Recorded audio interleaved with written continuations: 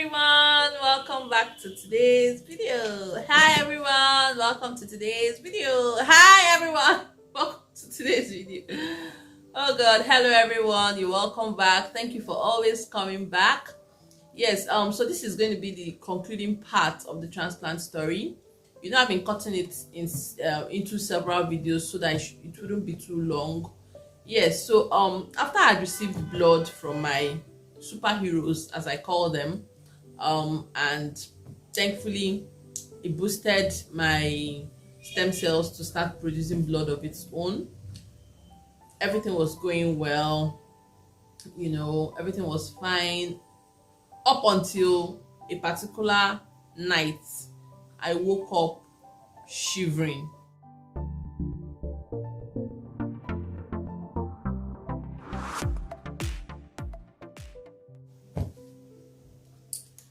Now remember, I was not supposed to have infection and I'm not supposed to have fever or anything like that. So when I woke up shivering and I complained to the nurses, and I think they tried giving me some injections and some drugs to try to control the cold, because not only was I shivering, I was also running temperature.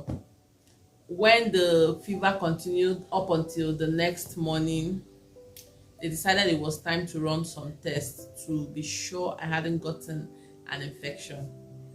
Now, after they took samples for their tests, and I kept asking the nurses, what's happening?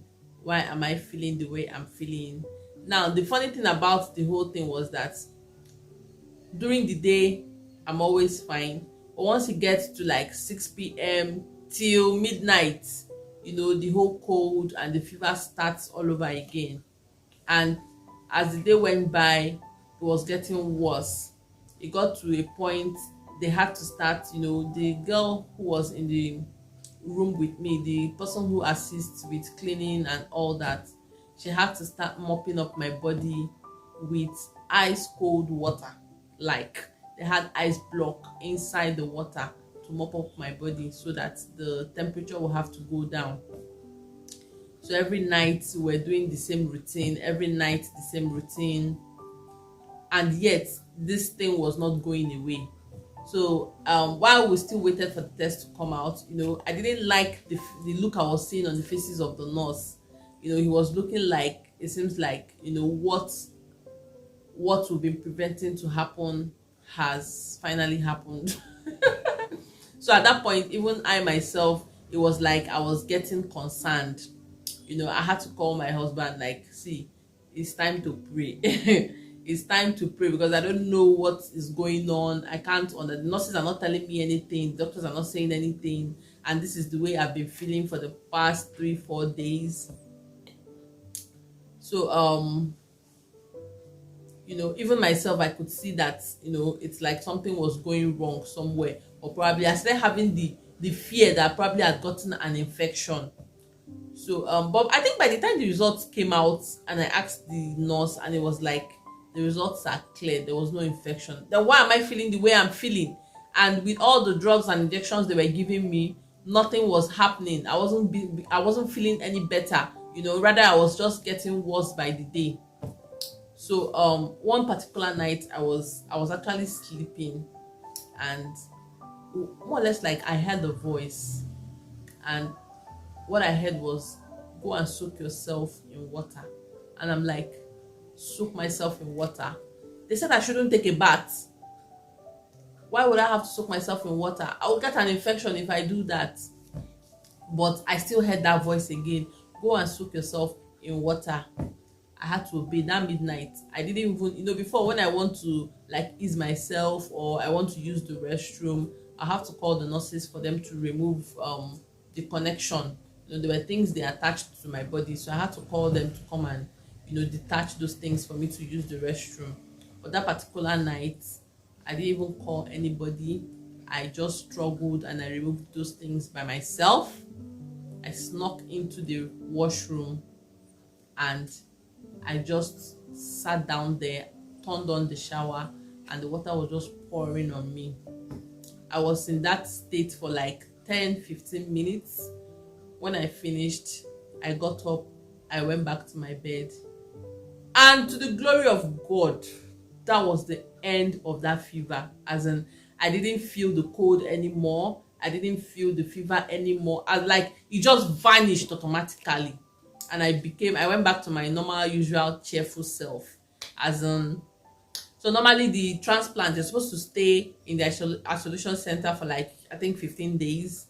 But as God will have it, I was there for like I think just 11 days. In fact, I was there for 10 days. In fact, I was already itching to come out, and but the doctors insisted that I have to stay till like I think Friday, the end of the week, so they could watch me more. They could monitor me more. So I think on the 12th day, I was finally wheeled out of the isolation center, and I was wheeled back into my normal ward downstairs. And I think they watched me again in that ward for like 2-3 days before I was given my final discharge letter. Hey, I was so happy. I was so happy. And that discharge letter meant, Chidima, you can now go home. Oh God. As in, I was so happy. I was so excited. So I think the next day, I booked my Uber back to my hotel. I'd already packed my things, so I was ready. In fact, I was ready to go. In fact, I'd already booked my flight.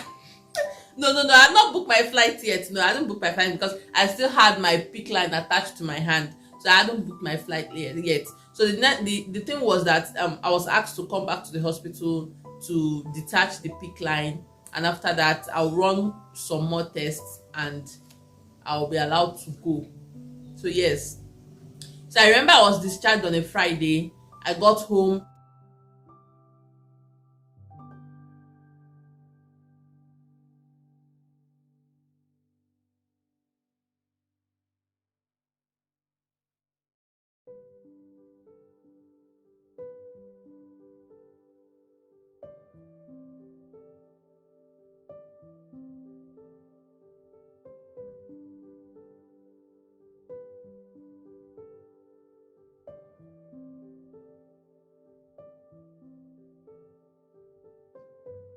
Home, everything was so fine, everything was going well. I've been craving jollof rice, and I ordered some things online, and I made my jollof rice.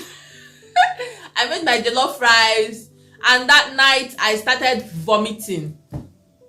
I threw up till there was nothing left in my stomach, and thinking it was just vomiting. After the vomiting, I started stooling. How I managed to survive Friday night, I don't know. I think I called Sajish, and he told me, Juliet, as soon as the day breaks, get yourself to the hospital because you're not supposed to be stooling or vomiting. I said okay, I was going to go. But for where? That morning came, I was too weak to do anything. I couldn't even get up from my bed. The only thing I kept doing was to keep vomiting. I kept stooling. In fact, by Sunday, I thought I was going to die. I was like, God, is this the plan to bring me out from bone marrow and now for me to die in my hotel room? In fact, I couldn't wait for morning to come. So once it was Monday morning, as early as 6 o'clock, I managed to get myself out of that place. I booked an Uber straight down to the hospital. When I got to the hospital, I was readmitted again. And I was told the reason why my body reacted that way was because I wasn't supposed to eat solid food. Although they didn't, I think probably they just forgot to tell me on the first, discharge I was given. They forgot to tell me that I wasn't supposed to eat solid food. Or maybe they thought the doctor actually thought the nurses should have told me. But no one told me. I wasn't supposed to eat solid food. And this girl went to go and eat jollof rice. So my stomach was kind of revolting. Yes. So I was told for at least a month or two, I'm just supposed to take liquids, just liquids. Maybe the highest thing I should take that should be solid should be pap. So just teas, just tea tea and pap. So thankfully after 2 3 days, I was stabilized, the stooling stopped, the vomiting stopped, and I was discharged again finally.